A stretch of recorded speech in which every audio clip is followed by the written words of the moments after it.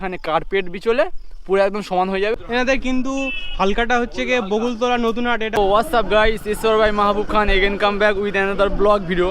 আর আজকে তোমাদেরকে দেখাবো কোন জেলার কোন ক্যান্টিন আছে। এখানে বিভিন্ন ক্যান্টিন আছে, হাজারো হাজার। এই সমস্ত ক্যান্টিনগুলো তোমাদেরকে ঘুরে দেখাবো এবং সমস্ত জায়গার ইনফরমেশান দেবো কোথায় কোন ক্যান্টিন পাওয়া যাবে।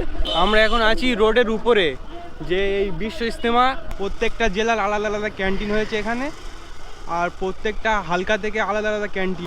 এটা হচ্ছে গিয়ে ধনিয়াখালী হোল্ড, এই দিক থেকে মানে যায় আর কি। আমরা কালকে ওই দিক থেকে এলাম। আর এটাই মানে তোমার এদিকে চুঁচুড়া স্টেশন, ধনিয়াখালী হোল্ড থেকে আসলে এখানে নামাবে, আর এই দিক থেকে চুঁচুড়াখালীর দিক থেকে আসলেও এখানে নামাবে। বাসের কন্ডাক্টরকে বলবে যে আমরা যাব বিশ্ব ইজতেমা, ওরা না এখানে নামিয়ে দেবো না, ঠিক আছে। আর এই মাঠ আছে, এখান থেকে আমরা যাব, গিয়ে দেখবো প্রত্যেকটা জেলার আলাদা আলাদা ক্যান্টিনে। চারিদিকে লোকজন আছে, জামাতের লোকেরা, আর তাও খুব জোর কদমে হচ্ছে। কোনো মানে মাইনের সিস্টেম নেই, কোনো কিছু নেই, একদম পুরো মানে সিম্পল ফ্রি পয়সায় কাজ করে দিচ্ছে, পুরো একদম ফ্রি। এই সাইডে হচ্ছে কি আরও বিভিন্ন হালকা যে ক্যান্টিনগুলো এখানে আছে। আর যারা এখানে খিদমতের সাথীরা আসে, মানে কি 10 দিন আগে থেকে খিদমতের সাথী আসে এখানে, তো তাদের মাত্র 500 টাকায় টিকিটে পুরো একদম 10 দিন। তো মানে যে 3 বেলা খাওয়া দাওয়া হয়, 3 বেলা খাওয়া দাওয়া দেবে 500 টাকায় মাত্র টিকিট। তো এখানে দেখতে পাচ্ছ আমার চাচারা কাজ করছে বিনা স্বার্থে। তো এনারা কোনো মজুরি নিচ্ছে না, মানে বিনা স্বার্থেই কাজ করছে। এনাদের কিন্তু হালকাটা হচ্ছে গিয়ে বকুলতলা নতুন হাট, এটা মগরাহাট হালকার মধ্যে, মগরাহাট ময়দান নতুন হাট হালকা। এই একটা ক্যান্টিন আছে দেখতে পাচ্ছ, মগরাহাট ময়দান ঢুড়ি হালকা। এখানে কিন্তু এখন কোনো লোক নেই, এগুলো হচ্ছে গিয়ে প্যান্ডেলগুলো করে রেখেছে, পরে এখানে এসে থাকবে সমস্ত কিছু রেডি। দেখতে পাচ্ছ যে ওয়াশরুমটা হবে এখানে হবে। এই চারিদিকে দেখতে পাচ্ছ এটা একটা হালকা, ঠিক আছে, ওই একটা হালকা। এরকমভাবে হচ্ছে গিয়ে বিভিন্ন জায়গায় এরকম হালকা করে গিয়েছে। মানে এখন অত লোক এখন নেই, আস্তে আস্তে সব লোকেরা আসবে। এখনও তোমার 6 থেকে 7 দিন বাকি আছে আর কি। মানে বিভিন্ন জায়গার লোক এখানে কাজ করছে সব সাথে একসঙ্গে মিলে।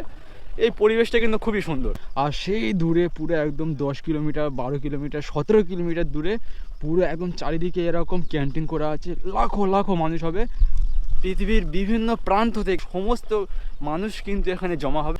অনেক বড় ইজতেমা হচ্ছে। আমরা দেখতে পাচ্ছ মেন যে প্যান্ডেলটা এখানে, যে আমাদের দিল্লির মার্কাজে যে হচ্ছে মাওলানা শাহ সাহেব, উনি কিন্তু আসবেন। আর তার জন্য কিন্তু এই যে মানে এটা মঞ্চটা হবে, ঠিক আছে, এটা এখন কাজ হচ্ছে। আর এই সাইডটায় মানুষজন সব থাকবে কত সুন্দর করে বাঁশ দিয়ে, আর উপরে হচ্ছে গিয়ে পাতলা যে কার্পেট টাইপের হালকা ফুটো ফুটো পাওয়া যায়, সেটাকে দিয়েছে সাথে করে রোদ উঠলে নিচে না পড়ে। কোটি কোটি মানুষের সমাগম দেখতে পাচ্ছ, কোটি কোটি। এত বাঁশ কীভাবে সম্ভব না? প্রতিটা হালকা থেকে প্রতিটা জেলা থেকে লরি লরি বাঁশ সব এসছে।